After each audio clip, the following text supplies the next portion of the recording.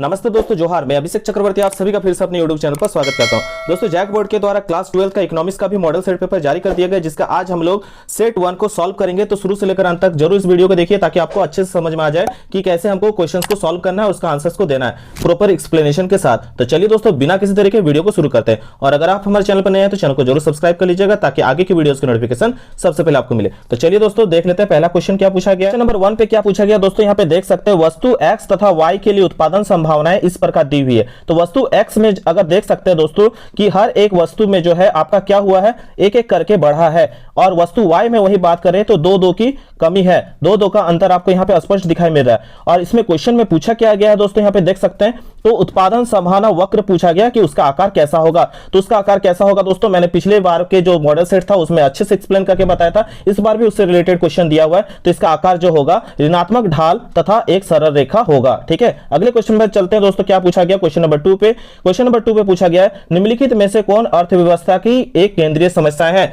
तो central problems of economics का पूछा गया। तो उसमें 3 प्रॉब्लम्स होता है। ठीक है, अर्थव्यवस्था की 3 केंद्रीय समस्याएं होती है। क्या उत्पादन करना है, कैसे उत्पादन करना है और किसके लिए उत्पादन करना है। तो यहाँ पे दोस्तों क्या आपको ऑप्शंस में से दिखाई मिल रहा है, ऑप्शन ए तो होगा नहीं, क्या बचत हो, क्या निवेश हो, क्या उपभोग हो, ये तीनों में से कोई नहीं। मैंने 3 चीज आपको बताया, याद रखिएगा, क्या उत्पादन करना है, कैसे उत्पादन करना है और किसके लिए उत्पादन करना है। तो उसमें से कौन सा ऑप्शन आपको दिख रहा है, ऑप्शन डी। तो यहाँ पे ऑप्शन डी जो होगा करेक्ट हो जाएगा। मैंने इस पर अलग से सेपरेट वीडियो एक चैप्टर वाइज का बना के रखा हो, आप लोग प्लेलिस्ट में जाके चेक कर सकते हैं। ठीक है, अच्छे से एक्सप्लेन किया हुआ है। क्वेश्चन नंबर 3 पे चलते हैं दोस्तों। क्या पूछा गया, अर्थ शास्त्र में शब्द व्यष्टि और समष्टि का प्रयोग सर्वप्रथम किस अर्थशास्त्री ने किया था। यह भी क्वेश्चन मैंने जो है आप सभी को प्रैक्टिस करवाया हुआ है। ठीक है, इसका आंसर क्या हो जाएगा, रेगनर फ्रिश। ठीक है, option B is the correct answer. ठीक है, माइक्रो और मैक्रो इकोनॉमिक्स जो है उसको 2 पार्ट में कौन बांटा था, सबसे पहले जो है रेगनर फ्रिश ने ही इसके बारे में बताया था। ठीक है, अगले क्वेश्चन पर चलते हैं दोस्तों। क्या पूछा गया है, क्वेश्चन नंबर 4 पे देख सकते हैं। क्वेश्चन नंबर 4 पूछा गया, एक किसान खेत की जुताई के लिए ट्रैक्टर और हल बैल के बीच किसी एक तकनीकी का चयन करता है। उसका यह चयन अर्थव्यवस्था की किस केंद्रीय समस्या से मेल खाता है। तो इसका आंसर क्या हो जाएगा दोस्तों, ऑप्शन जो है आप पढ़ के समझ सकते हैं कि उसका जो प्रॉब्लम है, मैंने अर्थव्यवस्था के 3 केंद्रीय समस्या बताया, क्या उत्पादन करना है, कैसे उत्पादन करना है, किसके लिए उत्पादन करना है। ठीक है, तो उसके पास सारा चीज है, लेकिन उसके लिए जो है चयन अर्थव्यवस्था की किस समस्या को वो सामना कर रहा है यहाँ पे। तो यहाँ पे दोस्तों आपका जो है करेक्ट आंसर क्या होगा, option B is the correct answer. ठीक है, कैसे उत्पादन करें। उसके बाद दोस्तों हम लोग अब चलते हैं क्वेश्चन नंबर 5 पे। क्वेश्चन नंबर 5 पे क्या पूछा गया है, किसी अर्थशास्त्री के अनुसार उपयोगिता को मुद्रा में मापा जा सकता है। इसके बारे में सबसे पहले किन्होंने बताया था, अल्फ्रेड मार्शल ने बताया था। उसके बाद दोस्तों अब अगले क्वेश्चन की ओर चलते हैं। क्वेश्चन नंबर 6 क्या पूछा गया, एक व्यक्ति 4 गोलगप्पे का उपभोग करता है। ठीक है, उपभोग करता है, उसे प्रत्येक व्यक्तिगत इकाई से क्रमशः कितना यूटिल्स प्राप्त होता है, 15 यूटिल्स, फिर 12 यूटिल्स, फिर 10 यूटिल्स, फिर 8 यूटिल्स। तो पूछा गया है उसे 4 गोलगप्पे के उपभोग से कुल कितनी उपयोगिता, तो टोटल उपयोगिता पूछा गया है। तो आपका करेक्ट आंसर क्या हो जाएगा, आप इसको ऐड कर लीजिएगा तो कितना आएगा, 45 यूटिल्स आएगा। ठीक है, तो यहाँ पे देख सकते हैं इसका करेक्ट आंसर क्या हो जाएगा, option C is the correct answer. Question number 7 क्या पूछा गया दोस्तों, यहाँ पे देख सकते हैं 2 वस्तुओं रसगुल्ला और गुलाब जामुन के लिए बजट रेखा AB को निम्न रेखा चित्र द्वारा दर्शाया गया है। एक्स एक्सेस की तरफ आप देख सकते हैं रसगुल्ला दिया हुआ है और वही वाई एक्सेस की तरफ आपका दिया गया है गुलाब जामुन। तो पूछा गया इन 2 वस्तुओं की कीमतें क्रमशः PR और PG है, बजट रेखा की ढाल क्या होगी पूछा गया है। तो जब भी इस तरह के क्वेश्चंस आपको दिखाई मिले तो इसमें जो आपका सिचुएशन क्या शो कर रहा है, option A PR by PG। ठीक है, ये आपका करेक्ट आंसर होगा। अगले क्वेश्चन पे और चलते हैं दोस्तों, मैं इसका एक्सप्लेन करके प्रॉपर बताऊंगा एक सेपरेट वीडियो में, आप उस वीडियो को जरूर देखिएगा। अभी फिलहाल हम लोग ऑप्शंस की ओर चलते हैं। क्वेश्चन नंबर 8 पे क्या पूछा गया है, निम्नलिखित में से कौन सी वस्तु की मांग को प्रभावित करने वाला एक कारक नहीं है। वस्तु की मांग यानी आपका डिमांड को जो है कोई भी तरह से किसी भी तरह से प्रभावित नहीं करने वाला कौन सा फैक्टर है पूछा गया, कारक पूछा गया। तो यहां पे देख सकते हैं दोस्तों वस्तु की डिमांड के बारे में बात किया, कंज्यूमर के बारे में नहीं, वस्तु का आपका जो है डिमांड के बारे में पूछा गया कि उसको प्रभावित करने वाला कौन सा कारक नहीं है। ठीक है, तो यहां पे देख सकते हैं नहीं पूछा गया है। तो यहां पे वस्तु का कीमत, ठीक है, ये तो जरूरी होता है। ठीक है, उपभोक्ता की आय जरूरी होता है, संबंधित वस्तु की कीमत, ये तीनों चीज जरूरी होता है। ठीक है, किसी मांग को प्रभावित करने के लिए, जबकि साधन की जो कीमत है वो कोई भी विशेष जो है संबंधित नहीं है इससे। ठीक है, क्योंकि देखिए ये जो साधन जो है उस साधन से ही संबंधित है, जबकि बाकी जितने भी ऑप्शंस दिया हुआ है वो सभी उपभोक्ता से संबंधित है। जहां उपभोक्ता होगी वहीं पे आपका क्या होगा, मांग होगा, डिमांड होगा। ठीक है, इसलिए जो है आपका सभी ऑप्शंस जो है यहाँ पे करेक्ट है, किसको छोड़कर, ऑप्शन डी को छोड़ के, ठीक है, क्योंकि वो साधन से संबंधित है, उपभोक्ता से संबंधित नहीं है, इसे याद रखिएगा। इसी तरह के क्वेश्चंस इस बार आप सभी को देखने को मिलेंगे। नंबर 9 क्या पूछा गया दोस्तों, देख सकते हैं यहाँ पे, यदि वस्तु X की कीमत कम होने से वस्तु Y की मांग कम हो जाती है तो इन दो वस्तुओं को क्या कहा जाएगा, ठीक है। तो इसे हम क्या कहते हैं दोस्तों, इसे प्रतियोगी वस्तुएं कहते हैं, ठीक है। उसके बाद अगले क्वेश्चन पे चलते हैं दोस्तों। नंबर 10 यहाँ क्या पूछा गया दोस्तों, मोस्ट इंपॉर्टेंट क्वेश्चन इस ईयर के लिए और प्रीवियस ईयर में भी ये क्वेश्चन पूछा गया। यदि किसी वस्तु की कीमत में 5% की कमी होने से उसकी मांग मात्रा में 8% की वृद्धि होती है तो मांग की कीमत लोच की गणना करें। तो दोस्तों यहाँ पे दिया गया प्राइस में जो है 5% की कमी यानी डिक्रीज हुआ है प्राइस, ठीक है, 5% से, और यहाँ पे दोस्तों कीमत मांग की जो मात्रा है क्वांटिटी में जो है आपका 8% से जो है वृद्धि हुआ है, इंक्रीज हुआ है। तो क्या निकालने बोला गया, मांग की कीमत लोच, ठीक है। मांग की कीमत लोच को इंग्लिश में क्या कहते हैं, इलास्टिसिटी ऑफ डिमांड। तो इसका फॉर्मूला क्या होता है, मांग में अनुपातिक या प्रतिशत परिवर्तन, मांग में अनुपातिक या प्रतिशत परिवर्तन बटा कीमत में अनुपातिक या प्रतिशत परिवर्तन। तो यहां पे मांग में प्रतिशत परिवर्तन और यहां कीमत में प्रतिशत परिवर्तन। तो दोस्तों यहां पे आप देख सकते हैं आपका मांग में प्रतिशत परिवर्तन कितना है दोस्तों, 8 है, और यहां पे कीमत में प्रतिशत परिवर्तन कितना है दोस्तों, 5 है। जब आप इन दोनों को डिवाइड दीजिएगा तो आपका आंसर क्या आएगा, 1.6, क्या आएगा 1.6, 1.6, ठीक है। तो ऑप्शन ए जो होगा यहां पे आपका करेक्ट आंसर हो जाएगा। क्वेश्चन नंबर 11 क्या पूछा गया दोस्तों, यहां पे देख सकते हैं, निम्न में से किस वस्तु की मांग लोचदार होगी। ऑप्शन ए दिया गया जीवन रक्षक दवाएं, ऑप्शन बी दिया गया नमक, ऑप्शन सी दिया गया माचिस, ऑप्शन डी दिया गया रेफ्रिजरेटर। तो दोस्तों वैसी सभी वस्तुएं जिसका मांग में वृद्धि होने पर हम उसका मांग को क्या करते हैं, कम करते हैं, और मांग में कमी होने पर ज्यादा खरीदते हैं, तो वो सभी वस्तुएं लोचदार होती है, मांग की लोचदार होती है। लेकिन दोस्तों अगर हम बात करें नमक का, क्या नमक का जितना भी रेट बढ़ जाए क्या आप नमक की मात्रा को कम कर दोगे, नहीं। तो मांग का जो है लोचदार नमक में वो नहीं होगा, ठीक है। उसके बाद दोस्तों क्या बोला गया, जीवन रक्षक दवाएं। तो जीवन रक्षक दवाएं, कितना भी प्राइस बढ़ जाए दवाई का, अगर वो दवाई आपके जीवन को बचा सकती है तो आप ज्यादा से ज्यादा कीमत देके भी खरीदोगे, तो इसलिए भी इसमें मांग जो है लोचदार नहीं होगी। वही दोस्तों माचिस, बिना माचिस का आपका कोई भी वस्तु जो है आप उसे जला नहीं सकते हैं, वो एक आवश्यक वस्तु है, उसका भी मांग जो है इंक्रीज होने पर आप उसे परचेज करोगे। वही दोस्तों अगर बात करें रेफ्रिजरेटर, तो आपके पास अगर पैसा होगा तो आप रेफ्रिजरेटर खरीदोगे, अगर आपको उस पैसे से ज्यादा पैसा मांगा जा रहा है तो आप रेफ्रिजरेटर को नहीं खरीदोगे। तो यहां पे जो है रेफ्रिजरेटर जो है आप मांग की लोचदार में, ये ऑप्शन जो है करेक्ट होगा, क्योंकि मांग में जैसे ही इसमें वृद्धि या कमी होती है तो हम इसको खरीदते हैं या तो नहीं खरीदते हैं। तो यहां पे करेक्ट ऑप्शन क्या हो जाएगा, option D is the correct answer, ठीक है।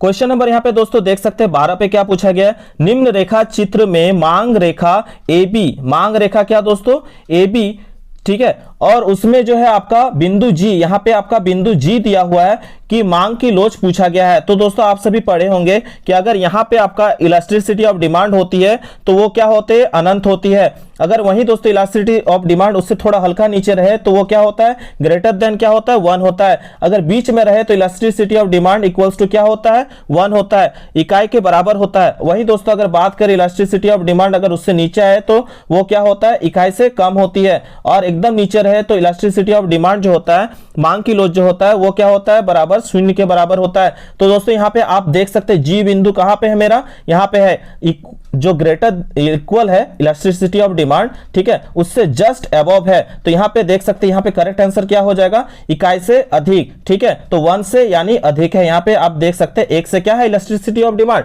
अधिक है। तो आपका ऑप्शन कौन सा करेक्ट हो जाएगा, 1 से अधिक। क्वेश्चन नंबर 13 क्या पूछा गया दोस्तों, यहां पे देख सकते हैं, किसी वस्तु की कीमत बढ़ने पर उपभोक्ता उस वस्तु की अधिक मात्रा खरीदना चाहता है तो वैसी वस्तु को क्या कहते हैं, ठीक है, किस प्रकार की वस्तु कहा गया, तो वैसी वस्तु को हम कहते हैं गिफिन वस्तुएं। गिफिन वस्तुएं जो होती है वैसी निम्न कोटि की वस्तुएं होती है जिसका आय प्रभाव जो होता है ऋणात्मक होता है तथा कीमत प्रभाव क्या होता है, धनात्मक होता है, ठीक है। वो वस्तुएं क्या कहलाती है, गिफिन वस्तुएं कहलाती है, और इस प्रकार की वस्तु पर कभी भी मांग का नियम लागू नहीं होता, याद रखिएगा, ठीक है। तो यहाँ पे ऑप्शन कौन सा करेक्ट हो जाएगा, option D is the correct answer, और इस प्रकार के वस्तुओं पर कभी भी मांग का नियम लागू नहीं होता, यह भी याद रखिएगा, इससे भी क्वेश्चन पूछा जा सकता है, ठीक है।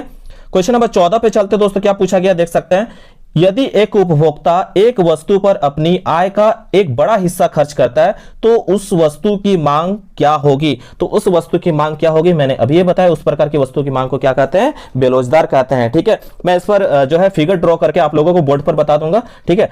अगर वीडियो पसंद आता है तो बिल्कुल लाइक कीजिएगा और अपने दोस्तों के साथ शेयर कीजिएगा। और दोस्तों अगले क्वेश्चन पर चलते हैं, हम लोग को क्या पूछा गया, यहाँ पे देख सकते हैं क्वेश्चन पे पूछा गया क्या कि औसत स्थिर लागत वक्र का आकार होता है। तो औसत स्थिर लागत वक्र का जो होता है आकार, वो कैसा आकार होता है, आयकार परवलयीय होता है। ऑप्शन सी यहाँ पे क्या हो जाएगा आपका करेक्ट हो जाएगा। अगले क्वेश्चन पर चलते दोस्तों, क्वेश्चन नंबर 16 पे क्या पूछा गया है, परिवर्ती साधन का औसत उत्पाद बढ़ता है जब क्या होता है, जब ए हो जाएगा यहाँ पे करेक्ट, सीमांत उत्पाद औसत उत्पाद से क्या होता है, अधिक होता है। ठीक है, उसके बाद अगले क्वेश्चन पर चलते दोस्तों, क्वेश्चन नंबर 17 पे क्या पूछा गया, क्वेश्चन नंबर 17 पे पूछा गया कुल उत्पादन अधिकतम होता है जब सीमांत उत्पादन का मान क्या होता है, सीमांत उत्पादन का मान जो होता है शून्य होता है। ऑप्शन ए जो होगा आपका करेक्ट हो जाएगा। ये फिगर जो है दोस्तों आपका, ये फिगर क्वेश्चन नंबर 12 के लिए था, यहाँ पे दे दिया गया है। ठीक है, अगर हम लोग चले उसके बाद क्वेश्चन नंबर 18 पे, क्वेश्चन नंबर 18 पे दिया गया यदि कुल उत्पाद टीपी, ठीक है, टोटल प्रोडक्ट जो है तथा प्रतिवर्ती साधन की मात्रा जो है, क्वांटिटी जो है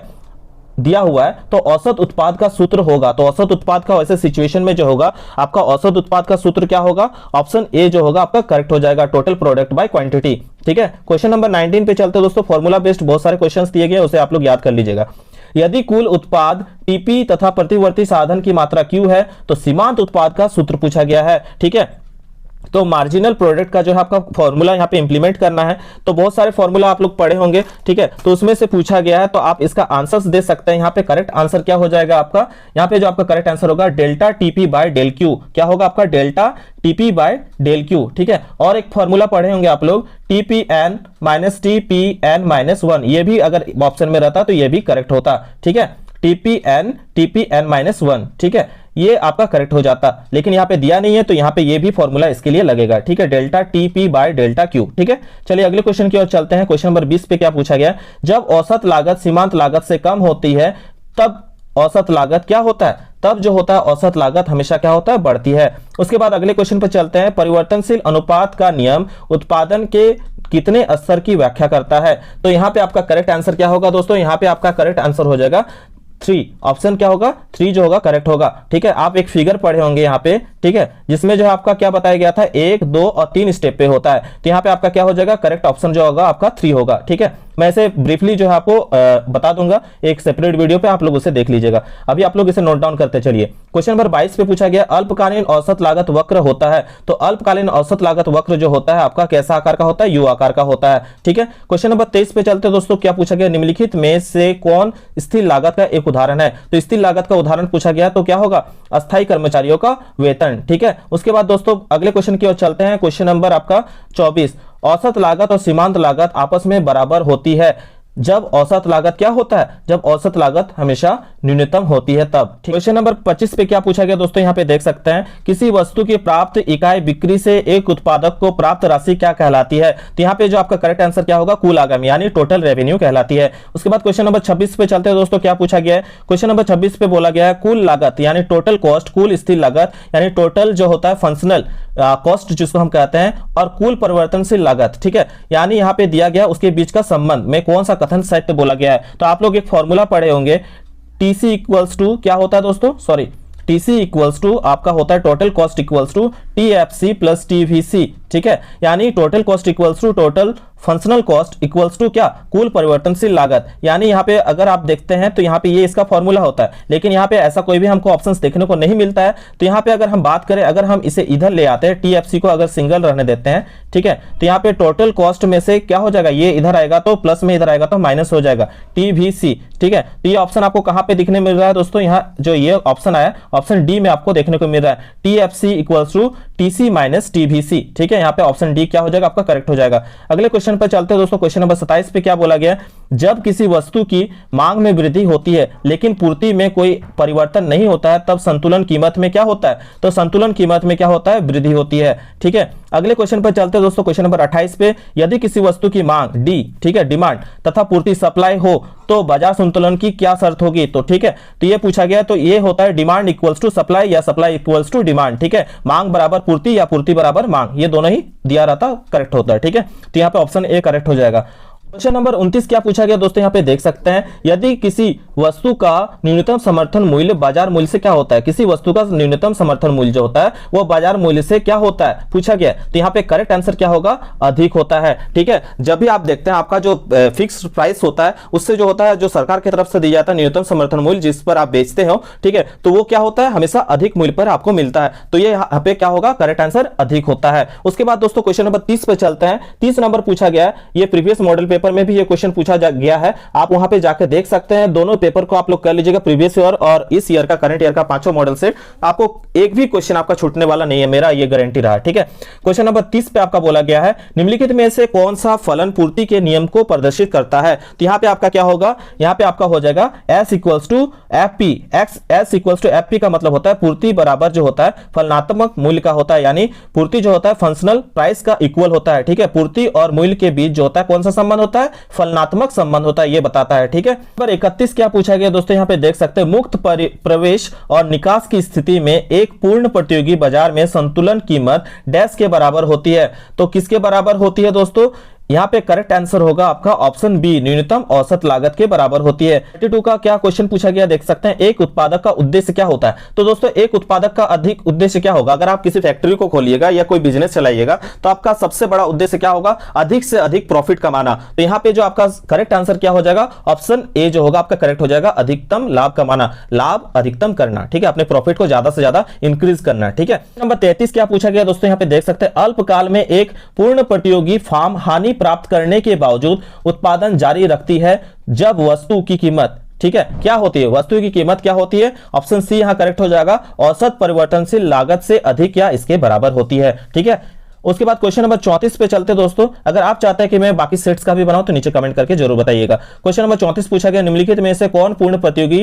की एक विशेषता नहीं है। तो यहां पे कौन सा ऑप्शन करेक्ट हो जाएगा, क्वेश्चन नंबर 34 का जो है ऑप्शन डी जो है दोस्तों यहां करेक्ट हो जाएगा, वस्तु की मांग बेरोजगार। ठीक है, क्वेश्चन नंबर 35 पे चलते दोस्तों। क्या पूछा गया, किस प्रकार की बाजार संरचना में वस्तु का एक और केवल एक उत्पादक होता है। तो यहां पे 35 का जो है कौन सा आंसर हो जाएगा, ऑप्शन ए जो होगा आपका करेक्ट हो जाएगा, एकाधिकार। मैंने प्रीवियस वीडियोस में भी इसे अच्छे से एक्सप्लेन किया, आप लोग इकोनॉमिक्स का प्लेलिस्ट में जाके आप देख सकते हैं। ठीक है, उसके बाद दोस्तों क्वेश्चन नंबर 36 पे चलते हैं। उसके बाद क्वेश्चन नंबर 36 पे क्या पूछा गया, निम्नलिखित में से कौन सा कथन पूर्ण प्रतियोगिता और एकाधिकार में अंतर स्पष्ट को व्यक्त करता है। तो क्वेश्चन नंबर 36 का करेक्ट आंसर क्या हो जाएगा, ऑप्शन बी जो आपका करेक्ट हो जाएगा, एकाधिकारी पूर्ण प्रतियोगी फर्म की तुलना में अधिक कीमत तय करता है और कम कीमत की मात्रा बिक्री करता है। ठीक है, उसके बाद क्वेश्चन नंबर 37 पे चलते दोस्तों। क्या करेक्ट आंसर होना चाहिए इसका, आप सभी बताइए।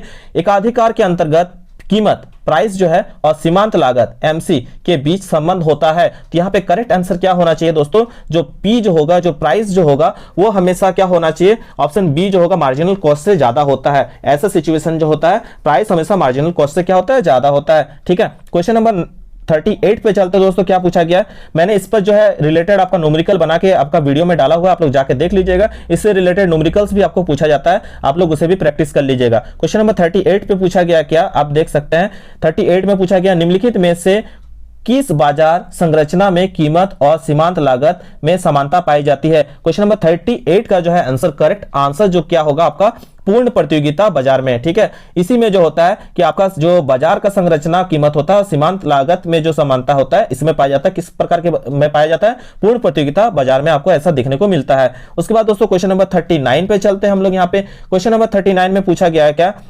एक विक्रेता को 5 रुपए प्रति इकाई की कीमत पर किसी वस्तु की 60 इकाई, कितना इकाई, 60 इकाई की बिक्री से प्राप्त कुल आगाम यानी टोटल रेवेन्यू पूछा गया कि राशि क्या होगी। ठीक है, तो टोटल रेवेन्यू कुल आगाम बराबर क्या होता है, आप सभी जानते हैं, टोटल रेवेन्यू कुल आगाम बराबर क्या होता है, आपका जो प्राइस दिया गया है, प्राइस इंटू क्वांटिटी। ठीक है, कीमत गुना मात्रा। तो कीमत कितना दिया गया दोस्तों, 5, और मात्रा कितना दिया हुआ है, 60। तो आपका करेक्ट आंसर क्या हो जाएगा, 300 करेक्ट आंसर होगा। तो यहाँ पे ऑप्शन सी जो होगा करेक्ट हो जाएगा। याद रखिएगा, कुल आगाम बेची गई मात्रा का क्या होता है, गुणनफल होता है। कुल आगाम जो होता है बेची गई मात्रा का क्या होता है, गुणनफल होता है। तो यहाँ आंसर क्या होगा, 300 आपका करेक्ट होगा। आप इसे नोट डाउन कर लीजिएगा, ये फॉर्मूला, इससे रिलेटेड क्वेश्चन आपको एग्जाम में देखने को मिलेंगे।